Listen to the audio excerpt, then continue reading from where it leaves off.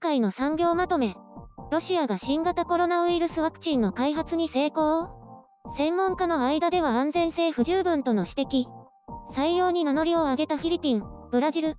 ロシアのプーチン大統領が、世界で初めて新型コロナウイルスのワクチン開発に成功したと発表。このワクチンはソ連が世界で初めて打ち上げた人工衛星にちなんで、スプートニク V と名付けられました。しかしこのワクチンは第2相臨床試験を終えたばかり、数十人でしかテストが行われていないとして、専門家の間では安全性が疑問視されています。また、臨床試験データも公開されておらず、海外からは国威発揚のために安全性を軽視しているという見方が大半です。これに対してプーチン大統領やロシアの高官たちは完全に安全だと主張しています。プーチン大統領は自分の娘が接種して効果があったと話しています。ロシアは年末までに大量生産に入り、すでに注文が入っている20カ国に提供するとしています。この発表にいち早く反応したのがフィリピンのドゥテルテ大統領で、フィリピンはこのワクチンの臨床試験を行うと明らかにしています。その第一歩としてまずは自分が設置するとしていますが、大統領安全保障グループがこれを許可するかどうかは分かっていません。フィリピンの他にもブラジルのパラナ州がこのワクチンの現地生産のために協議を進めていると報じられています。この発表はブラジルの規制当局と保健専門家を驚かせました。感染者数が米国に次いで2番目に多いブラジルは、1年以内に英国と中国のワクチン生産を開始すると発表しています。ブラジルの保健規制当局は、ロシアのワクチンは認可申請すら受けていない状態なので、安全性についてはコメントできないとしています。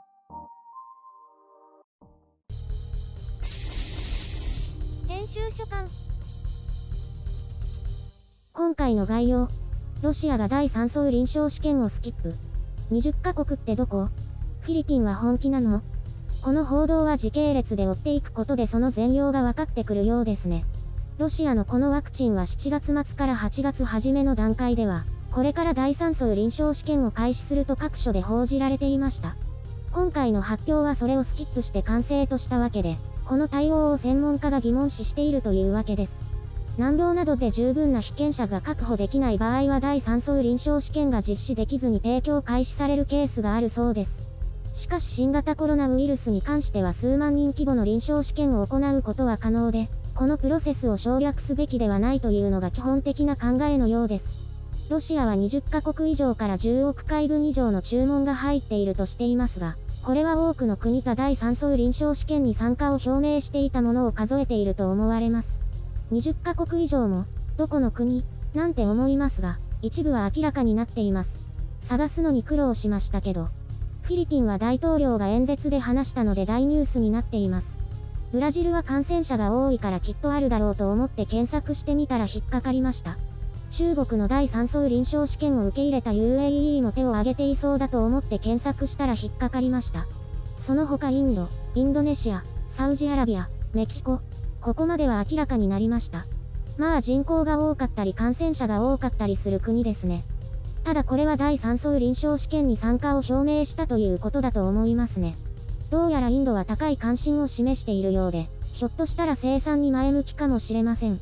おっと、インドの報道ではインド医学研究評議会がこの情報を否定していますね。どうやら危険視しているようです。このインドメディアから新たな詳細が分かりました。インド、韓国、ブラジルなどのファンドと提携して、サウジアラビア、トルコ、キューバなどで量産を開始する計画だそうです。おお、出ました。韓国のいくつかの大企業と韓国国内の生産に関する協議を進めているそうですね。ただロシア側のコメントの引用で、韓国側からの報道ではないので怪しいようです。多分完成したら生産するという協議だけ以前から進んでいて、このワクチンの安全性が韓国で承認されたらの話だと思います。韓国メディアを探しても、韓国政府や韓国の専門家からのコメントは今のところないようですね。まあ、キューバでの生産というのはすごくありそうですけどね。一応医療では物資不足なものの、先進的なはずのキューバの保健当局が許可するかどうかわかりませんけど、政治的な関係を優先してしまうのであればある意味医療モラル崩壊ですけどね。そもそものワクチン完成というのも極めて怪しいですし、各国への展開についても疑問だらけです。WHO も疑問視していますし、中国も海外メディアの引用のみで、このワクチンについての独自の報道はありません。外務大臣の記者会見でもまだ触れていないということかな。箝口令が出ているかもしれませんね。フィリピンのドゥテルテ大統領は当初からワクチン入手については積極的で、中国だろうが台湾だろうがお構いなしの姿勢を見せてきました。なので今回の報道はそれほど不思議ではありません。とにかく感染症を抑えたい一心なのでしょう。でも保健当局が臨床試験データを公開しない秘密主義のワクチンを承認するかは別問題だと思います。これからフィリピン国内もまだ揉めるのではないでしょうかね。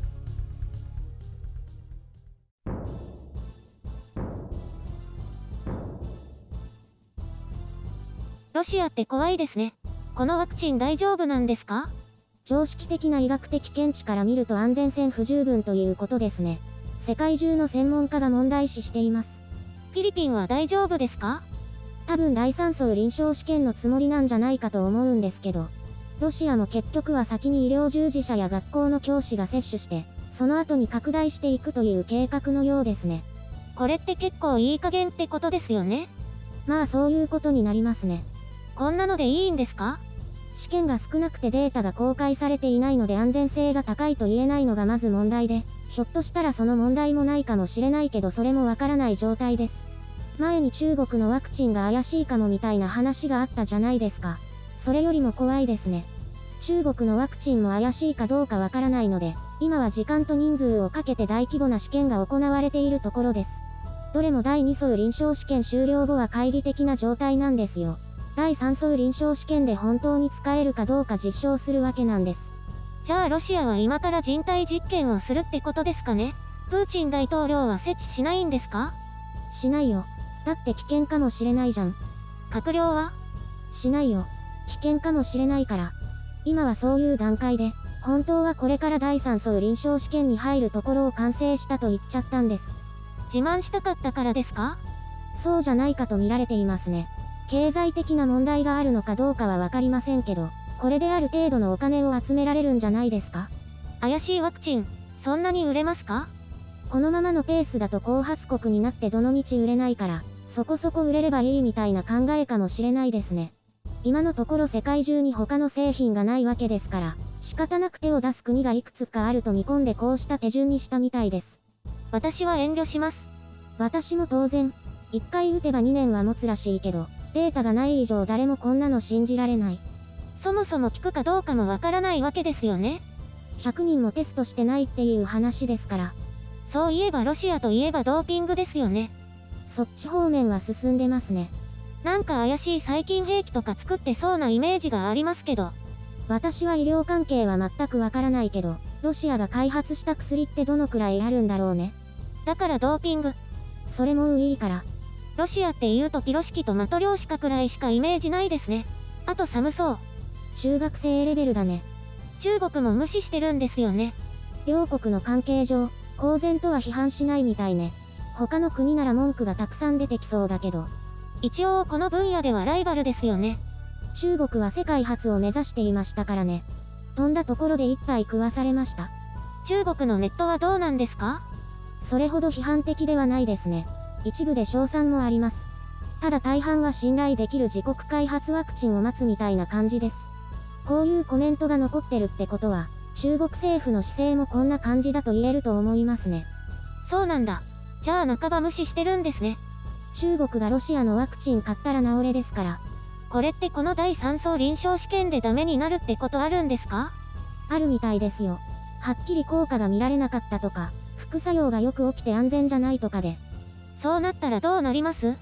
残念でしたってことでおしまいです。そうなんだ。そうなったら大変ですね。大変だからデータいじったりするんじゃないですか？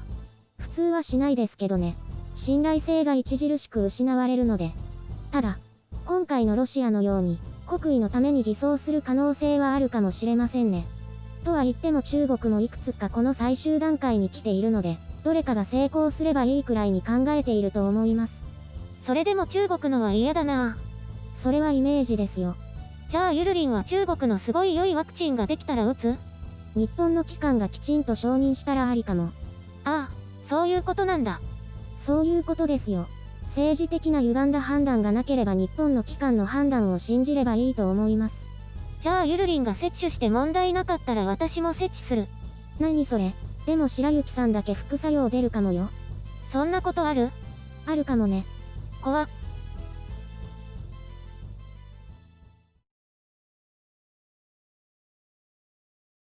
レモン買いました。スーパーで？いえ、ネットで。よく見つけたね。なんか YouTube 見てたら広告が出てきて。あまりにも探してたから？そうだと思います。それでサイトに行ったら安全そうなレモンがありました。国産？国産のグリーンレモンっていうのもありましたけど、それは高いんで。どこ産？ニュージーランドです。なるほど。季節が逆だからか。で、もう届いたの？届きました。大丈夫そうです。ワックスとかしてなくて安全そうです。高いの？結構しましたね。2000円ちょっと。ひえ、それでも買う？お試しです。やっぱりレモン汁と蜂蜜はまずかったんで。あ、ダメだった？ごめんね。いいんです。それで踏ん切りがつきました。それにしてもレモン中毒だよね。レモン好きです。中毒患者みたいに言わないでください。でもそれ中毒でしょ。好きなだけですよ。失礼な。ゆるりんはもう作らないの？ああ、今年も友達が送ってくれたら作るかも。そもそもの始まりはそれをお裾分けしてくれたからでしたね。なんかその人の家は庭にレモンの木があるらしくて、大量に送ってくれたんですよ。今年もお裾分けください。いいよ。わーい。届いたらね。どうせ食べきれないから。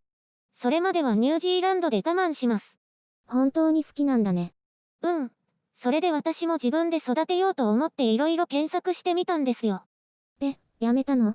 やめた。葉っぱに虫の卵がついたっていう知らない人のブログ見て無理だと悟りました。園芸向いてないよ、白雪さん。普通に買いなよ。そうします。でもゆるりんが教えてくれなかったらこんなにはまらなかったけどね。私もつくづく罪作りな女だな。